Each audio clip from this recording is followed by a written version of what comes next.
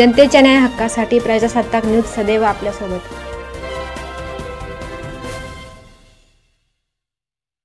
बाळासाहेब थोरात काँग्रेसचे नेते 7 वेळा आमदार झाले, 7 वेळा। ही 8वी टर्म होती त्यांची। 7 वेळा जो माणूस आमदारकीला 70 ते 80 हजार मताधिक्याने निवडून यायचे, ते बाळासाहेब थोरात या निवडणुकीमध्ये 10,000 मतांनी पराभव होतो।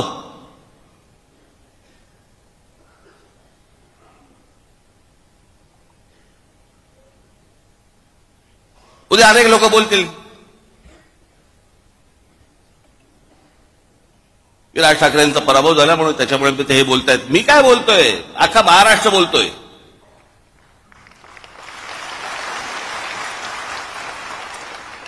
जे निवडून आले त्यातले अनेक लोकांचे मला फोन जे आले, जे सत्तेमध्ये आले आहेत त्यांचे मला अनेकांचे फोन आले, त्यांना शॉक बसलाय।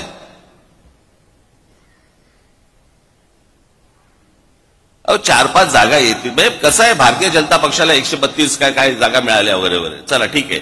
मागच्या वेळेला पण त्यांना काहीतरी 100 काय किती जागा होत्या? 105 च्या आधी नाही, 105 17ला होत्या, 122 काहीतरी 122 काहीतरी जागा होत्या 2014ला। ठीक आहे, आपण समजू शकतो, चला 132। अजित पवार 42।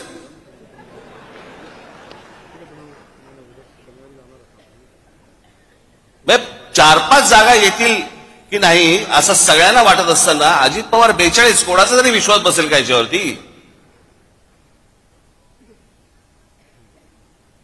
आणि जे इतकी वर्ष या महाराष्ट्रामध्ये राजकारण करत आले, ज्यांच्या जीवावरती हे अजित पवार, भुजबळ बिजबळ सगळेजण मोठे झाले, त्या शरद पवारांना 10 जागा मिळतात।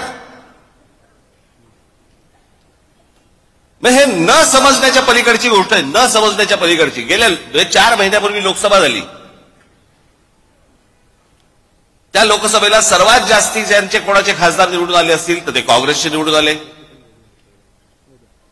त्यांचे 13 खासदार निवडून आले काँग्रेसचे। बरोबर बोलतोय? एका खासदाराच्या खाली किती आमदार येतात? साधारणपणे 5 ते 6 आमदार येतात। 6 आमदार येतात, बरोबर आहे? सर्वसाधारणपणे किती आमदार यायला पाहिजे होते काँग्रेसचे? सगळे 6च्या 6 नाही पकडलं, पण एखाद्या मतदारसंघामध्ये 6च्या ऐवजी समजा 4 आलेत, 3 आलेत, काहीतरी त्यांचे 15 आमदार येतात। आपल्या परिसरातील ताज्या घडामोडी पाहण्यासाठी आजच प्रजासत्ताक न्यूज 24 ला सबस्क्राईब करा आणि रहा अपडेट। तसेच लाईक अँड शेअर करायला विसरू नका। प्रजासत्ताक न्यूज सदैव आपल्यासोबत।